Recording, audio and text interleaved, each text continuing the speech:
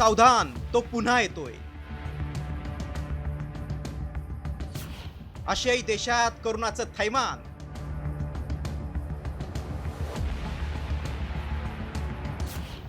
भारतातही alert.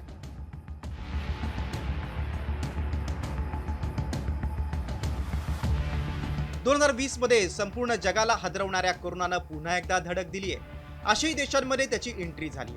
Corona व्हायरसचे रुग्ण आशियातील अनेक देशांमध्ये अचानक वाढू लागले. चीन, हाँगकाँग आणि सिंगापूर, थायलंडमध्ये कोरोना व्हायरसनं हातपाय पसरलाय.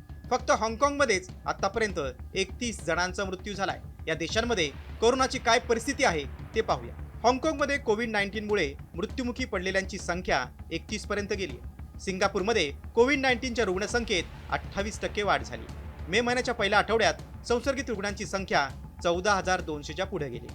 याच कालावधीत रुग्णालयात दाखल होणाऱ्या रुग्णांची संख्याही 30%हून अधिक वाढली. चीनमध्ये 4 मे पर्यंत रुग्णालयांमधील कोरोना संसर्ग झालेल्यांची संख्या दुप्पट झाली.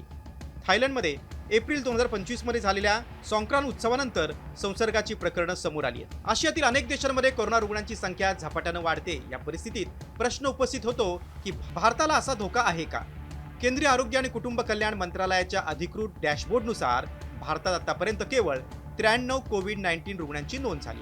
मात्र कोरोनाचा झपाट्यानं होणारा संसर्ग बघता आरोग्य यंत्रणा अलर्ट झाली आहे. त्यामुळे सध्या तरी घाबरण्याचं कारण नसलं तरी योग्य खबरदारी घेणं मात्र आवश्यक आहे.